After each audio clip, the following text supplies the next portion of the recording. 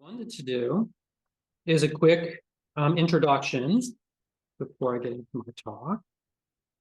Okay, so it's just an abbreviated.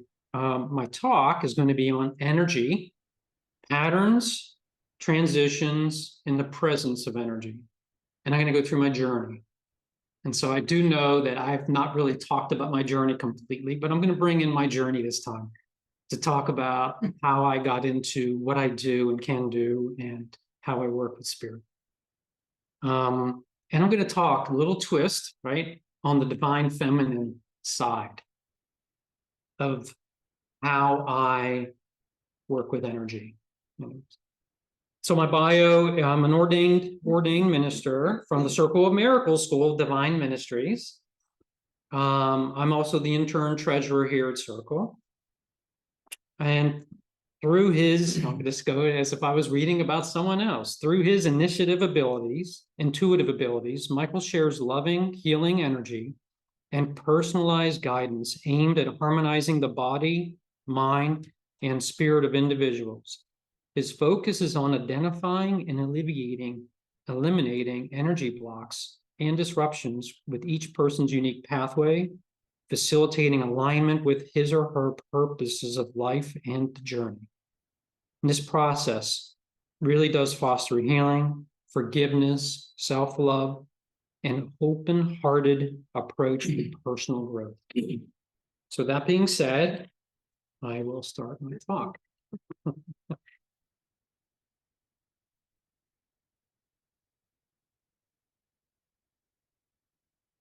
So, talking about energy. I started really my very beginning dealing with the energy. It started with reading a book, and those I've talked before is that I actually traveled a lot through my career. And as I was traveling, I always had this tradition of stopping at a bookstore before I boarded the plane to read on my way home. And this one time I was in Toronto, flying back to the US, back to Philly. And I saw the Celestine Prophecies. I know it's a very 30 years ago, 30 plus, and by James Redfield. And this book was very interesting because it talked about like something of a journey of his own. It was a sacred, they found a sacred scroll, and it was a story-based spiritual journey.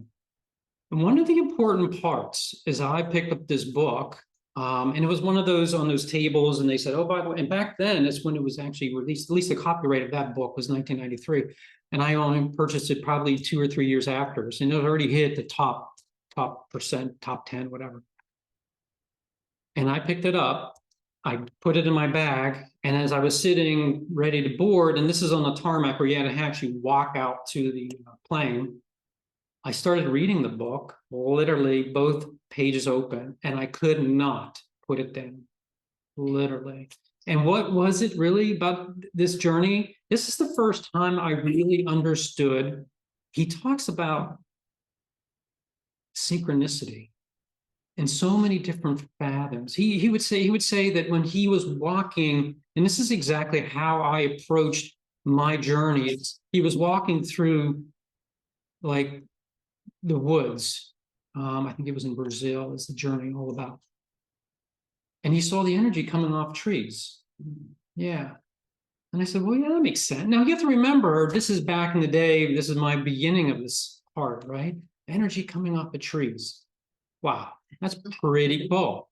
And then he would then go to the tree and just help meditate at that spot and just connect with it. I'm like, wow. And this book is I'm a magnet, right? If you ever see the two opposite polarities, and you have to remember that we are magnets, and humans, we are attracting all the time, right? So we're a big magnetism. And what I'm attracting is this knowledge without even knowing about it. I picked this book up, I'm attracting this book. I'm attracting this synchronicity of learning. I'm attracting this energy, this sight, this other entities have the energy around it. Not only that is you're able to connect with it and actually see it. Also, the book said. And so that was the beginning of it. And literally, they got into not just the idea that the energy exists, but also the journey and how he got there. And of course, I bought every other book he came out with and all the workbooks and journeys, and I never got out what I needed to get out of that first book. Was that first experience, that first approach, when your first eyes are open. Now, keep in mind that this is my journey in the book. And I don't really remember when I've taken, I'm assuming further than that in my journey. I eventually got into Reiki, and that's basically channeling energy. And then slowly, that actually I can remember, and somebody was here who was talking about an individual I had my first Reiki class was with somebody that attended here. And I basically sat down, and part of this was actually seeing a picture of somebody. They would, my Reiki master would bring pictures in of people that and then you would switch them up, and then she would say, okay, everybody, this is a picture of somebody. You need to know who it was, what's going on. And you would intuitively connect through the energy and through the understanding of how you can channel and how you can connect with spirit and the energy source is what's going on with this person. And I would say to you that you can use this connection to connect with others, how they feel, and all of this. And this is just the beginning of that process. And it's a slowly walk, and you can see where I was static. The Red Pill book got me to crawl, and in this journey of processes, I'm starting to crawl faster, almost getting on my toddler 2 feet and almost standing, right? And I'm still a 2-year-old trying to find my way in life. And this is really what this is. This is how we approach life, is that we receive what we need to receive, when we need to receive it, and who we need to receive it from.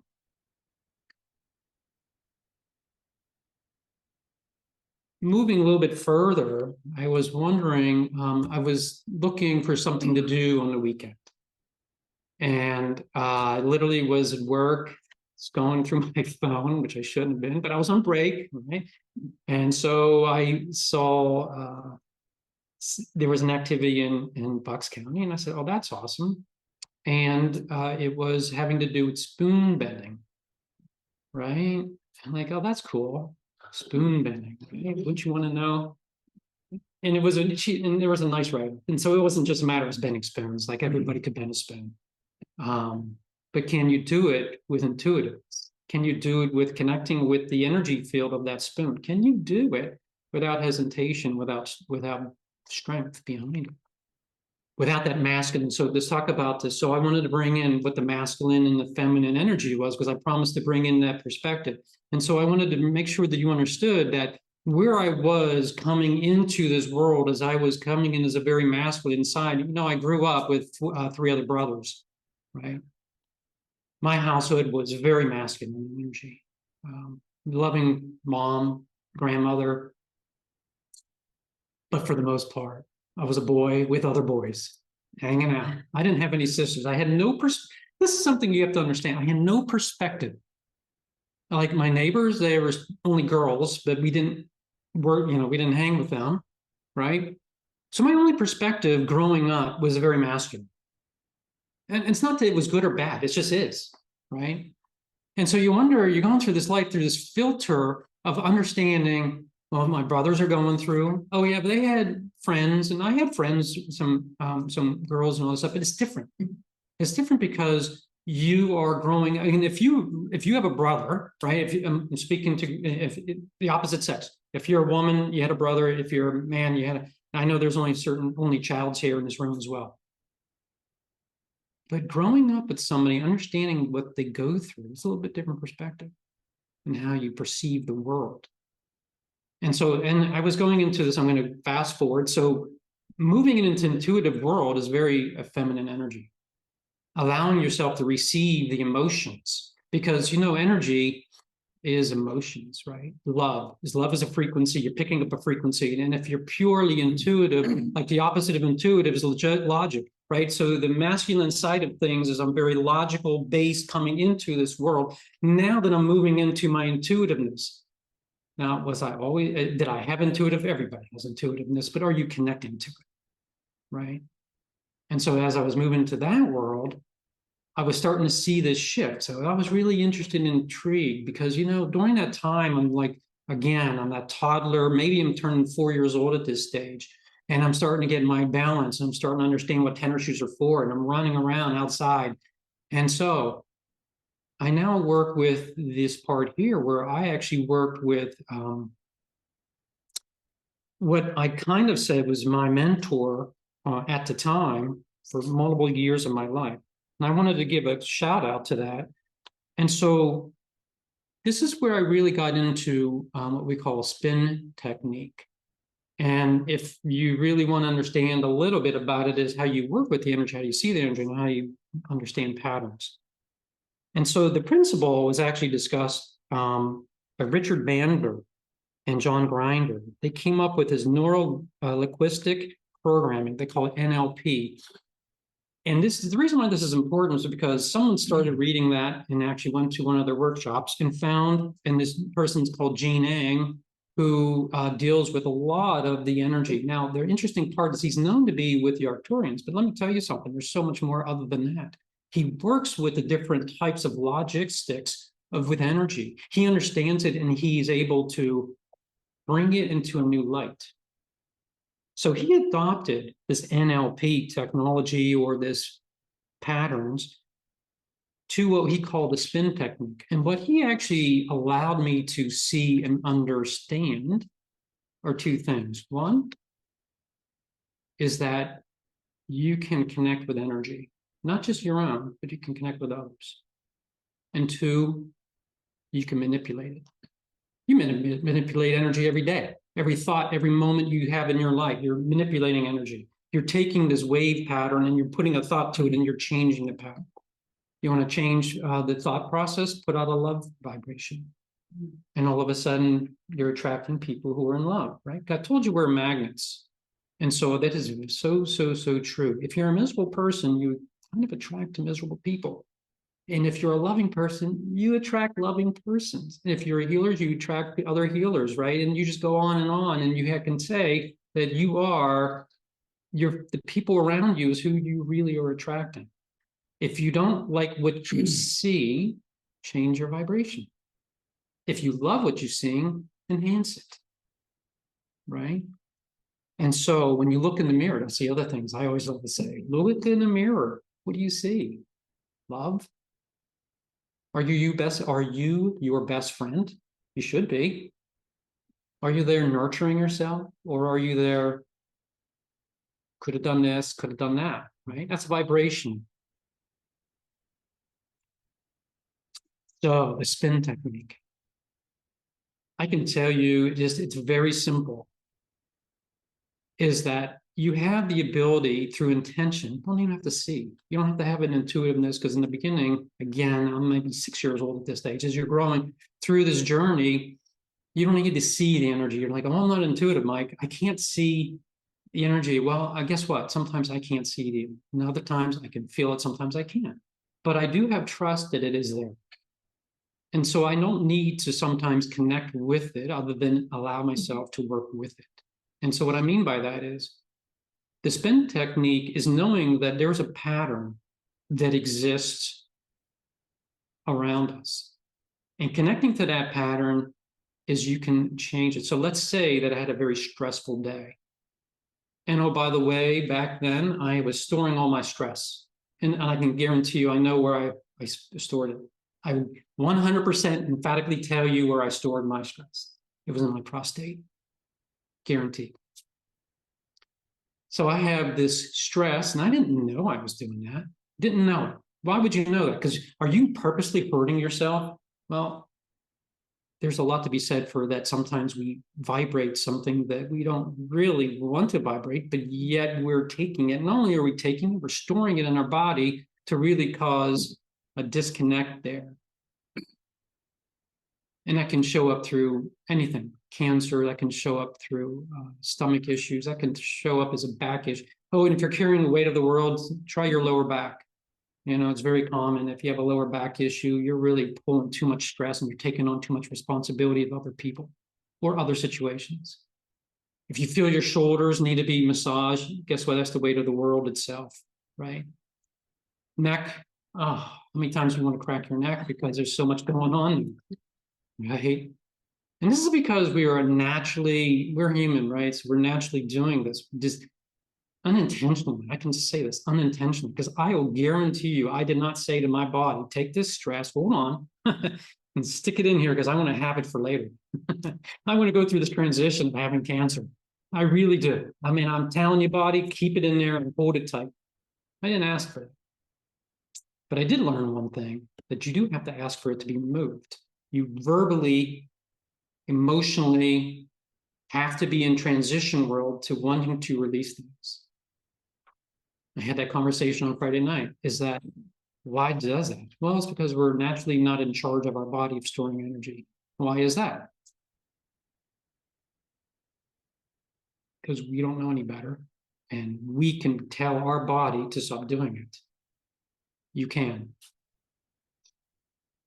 What are the one things that I really can do well is connect with other people's storage system, the way they manipulate energy, they translate it, and they work with it. So in other words, as you have thought, you create patterns, and those patterns are then not just stored in your physical, because your physical is the last thing that actually gets it. Manifestation. When you manifest something, it comes in thought form. I'm just talking about the body itself, but just anything. If you have an idea, then you have to manifest it into physical. When you have this stress, you actually have etheric bodies, causal bodies, and your etheric bodies is your mental and your emotional. And those bodies are just literally your etheric bodies. And guess what? They get all the work of holding it on. And when they start holding on, if your mental body start holding on to all this, and your emotional body starts holding on to this stress, it eventually manifests into the physical. And so when you work with things, you always want to work with all parts of it. You want to work with the physical as well as the causal bodies. And so that's the journey that the spin techniques will go into. And so when you say connect, we are able to then reconnect and change the patterns of what we've been doing to ourselves. Not only that, I work with a lot with myself. They say, stop doing that. I'm in charge and you're no longer doing that. You literally can say, I am no longer storing the stress in my body. I have stress. There's no doubt in my mind that I would say everybody has stress. Good change, bad change, still stress. Mother's Day, you know, it could be a joyous time, but you still have to make arrangements if you're going out or people are coming over. It's still stress one way or another. You got to prepare something, you got to go somewhere, all this. But as you go through those lives, you don't have to store it anymore. You can just say, okay, now what I do is I flush it down to Mother Earth. I allow it to drop. I crystallize all the energy patterns that no longer vibrate in love and light. And then I let that drop to the ground where Mother Earth literally, and this is through intention, takes it, repatternizes it for us, and she recirculates it. So the energy is a complete pattern. It's not bad energy. It's just an energy pattern that no longer serves you. It's not love and light. And then, of course, that's easily being repatternized. So you can be your own healer every day.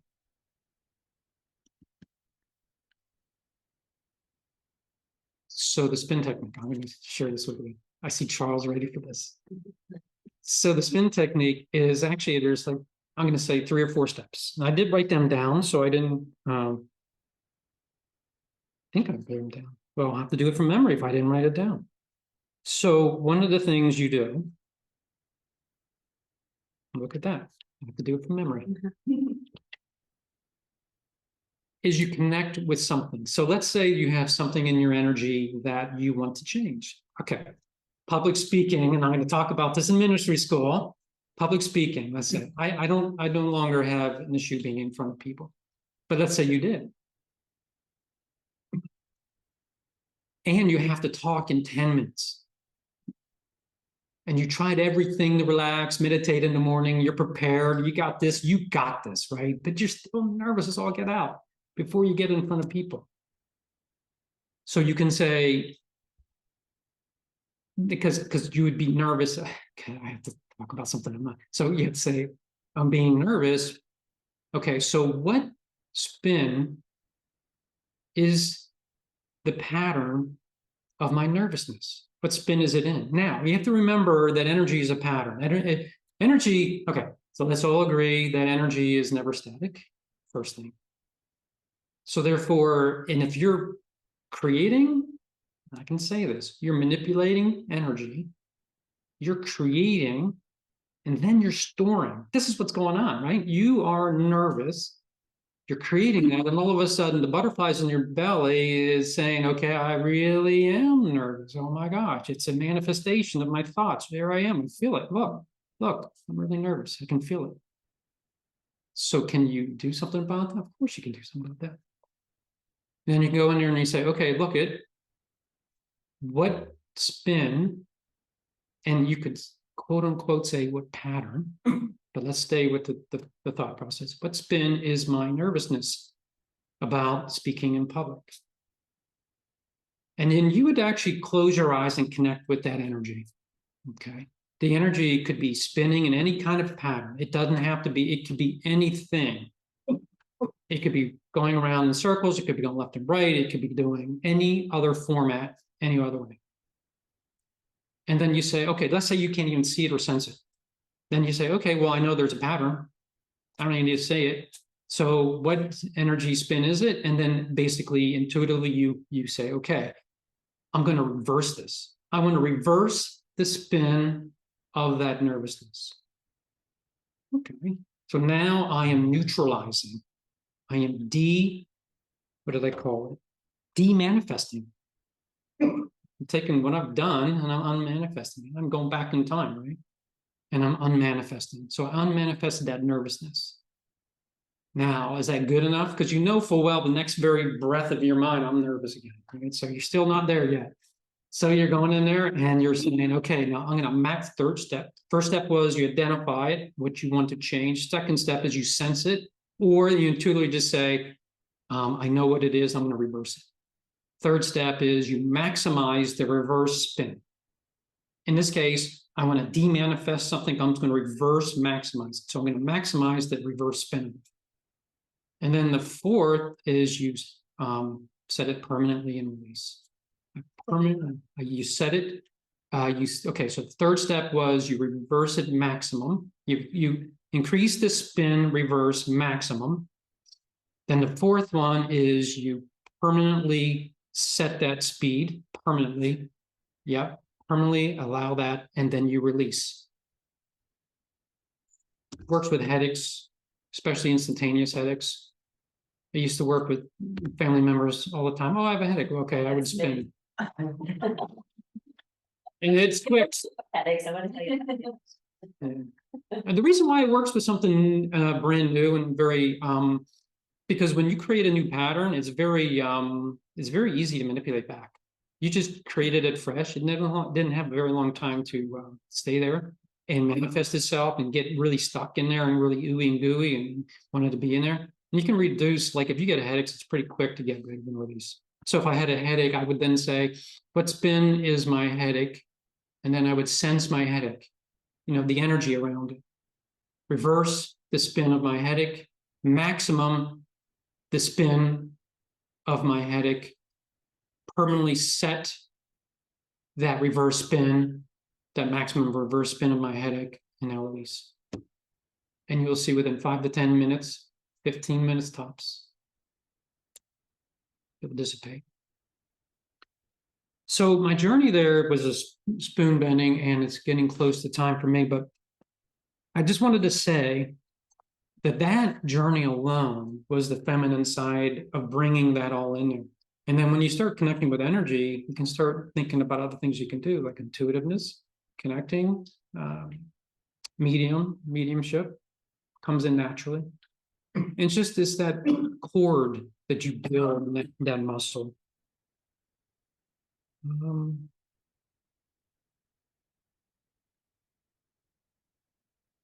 and that's really, I would say, close to what I wanted to say. I got through most of my journey, but not all of it. But that's another talk, another time. Uh, yeah, okay, I'm complete enough. I'm open for any questions if you would just want to breathe in.